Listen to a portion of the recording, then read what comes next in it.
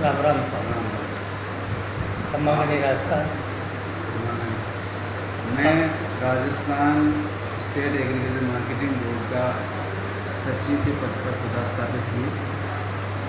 मैं आपको पहले भी कई वीडियो में ये जानकारी दे चुका हूँ कि पुनः आपको जो राजस्थान में रहने वाले जितने भी किसान भाई हैं, व्यापारी बंधु हैं और छोटे व्यापारी हैं, सभी के लिए राजस्थान में 2 तरीके की स्कीमें चल रही हैं। राजस्थान कृषि प्रसंस्करण, कृषि व्यवसाय एवं कृषि निर्यात प्रोत्साहन 2019 नीति के तहत जो बड़े प्लांट लगाना चाहते हैं, जो बड़े उद्योग धंधे लगाना चाहते हैं, जो कृषि पर आधारित है। और दूसरी है वो है हमारी PMFME, ये जो प्राइम मिनिस्टर यूनियन खाद्य योजना है, जो छोटे उद्योग धंधों वालों के लिए है, जो माइक्रो एंटरप्राइजेज हैं जिनकी। तो जो बड़े उद्योग धंधों से हमारा तात्पर्य यह है कि कोई भी राजस्थान के अंदर अपने खेत पर या इंडस्ट्री एरिया में कहीं भी यदि कोई इंडस्ट्री लगाना चाहता है जो खाद्य खाने लायक हो, आदमी के और पशुओं के दोनों में किसी के भी खाने लायक कोई भी चीज़ का आप यदि प्रोसेसिंग करते हैं, तो हम किसानों को उसमें अपनी लागत का 50% मतलब अधिकतम 1 करोड़ रुपए का अनुदान देते हैं। और उसमें बैंक ऋण जो है वो 6% की दर से देते हैं और 3% उसको एक सेंट्रल गवर्नमेंट का है, वहाँ से मिलता है। ऐसे 9% तक का आपको ब्याज भी फ्री मिलता है। दूसरा जो है, जो इनकम टैक्स पेयर हैं या किसी राजनीतिक पद पर हैं, जैसे सरपंच हुआ या कोई और पदों पर है, प्रधान है, MLA है, उनको और इनकम टैक्स पेयर वालों जो सरकारी नौकरी में भी हो सकता है या कोई और बिजनेस या कुछ में हो सकता है, व्यापारी भी हो सकता है, उनको हम 25% देते हैं।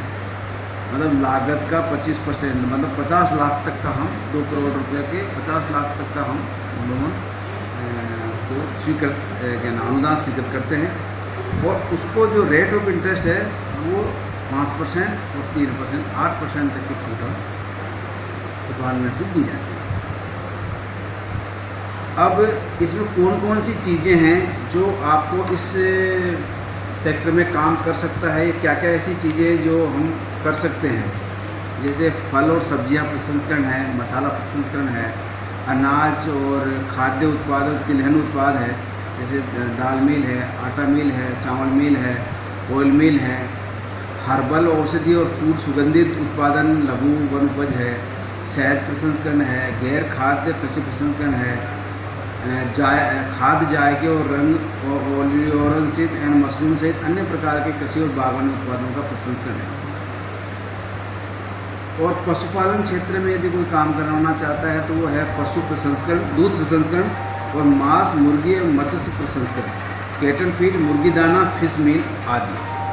ये ऐसे सेक्टर हैं जिनमें हम देते हैं। और एक तीसरा सेक्टर है जो सेवा उद्यम या आधारभूत विकास के लिए है, जिसमें हम वेयर हाउस, कोल्ड स्टोरेज है, फूड इरिडेशन प्रोसेस है और कोल्ड चेन है, या कोई एग्रो फूड प्रोसेसिंग क्लस्टर्स हो या रेफर वैन हो या पैक हाउसेज हो।